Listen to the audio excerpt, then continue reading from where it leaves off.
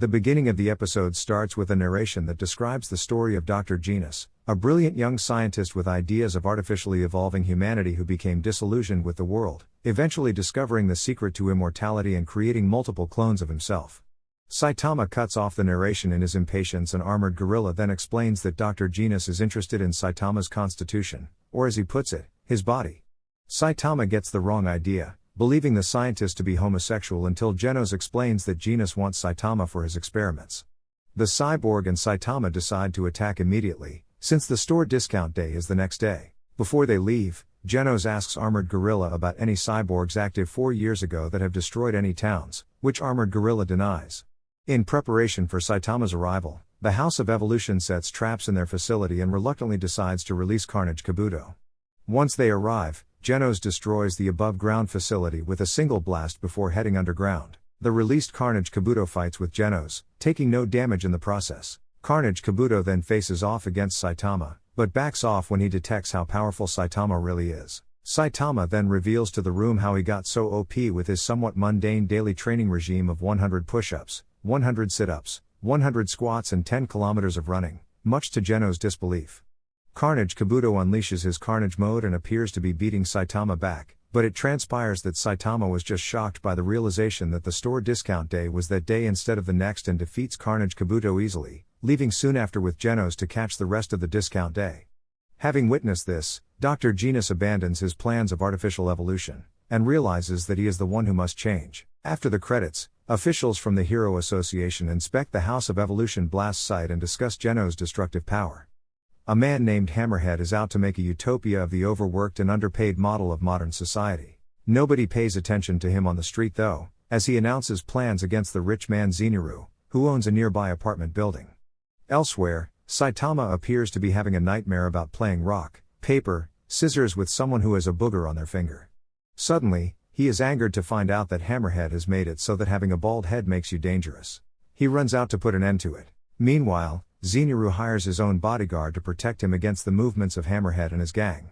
His bodyguard is named Speed Sound Sonic.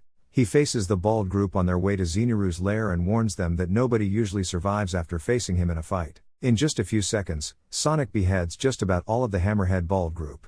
Elsewhere, Saitama is getting called a terrorist for his bald head. Finally, only Sonic and Hammerhead remain. Hammerhead manages to escape with his life, but then runs into Saitama in the forest. Hammerhead prepares to fight him by powering up. Saitama punches his entire suit off, seemingly feeling sympathy for him. Hammerhead runs away naked. Then Sonic shows up and tries to attack him, but Saitama explains that he's not one of Hammerhead's followers. But now that Saitama has blocked his attacks, Sonic still feels he must beat him. Saitama accidentally punches him in the crotch. Sonic then declares that he will train until he can beat him, while he barely stands from that one punch. Back at home, Saitama tells Genos to leave him alone as he has a serious problem to solve. The problem is, nobody has any idea who Saitama is despite all of his accomplishments. Genos tells him to sign up on the official hero register online. Saitama and Genos register together, and must take a hero test to be official heroes. Saitama and Genos are finally going to become registered heroes, but first they have to pass a physical and written test in order to prove that they're worthy of being a hero. Saitama easily surpasses the physical exam and anyone else that took it. Even though he aces the physical exams, he doesn't do as well on the written part. Saitama passes the test by just 1 point and is given a C rank, while Genos gets a perfect score and is given an S rank. Saitama and Genos are the only ones who made it out of all the applicants to actually be in a class where Snek is going to teach the class.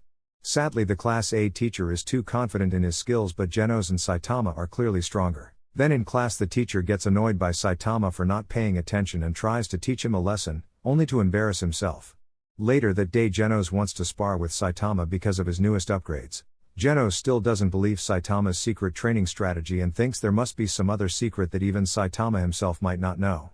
Meanwhile Genos is giving it his all in the spar while Saitama is just messing around, not really caring about the fight. So he asks Saitama to give it his all, and right when he does the fight ends without Saitama even hitting him by performing an air punch close to his face. Genos feels the immense power of Saitama and visualizes death.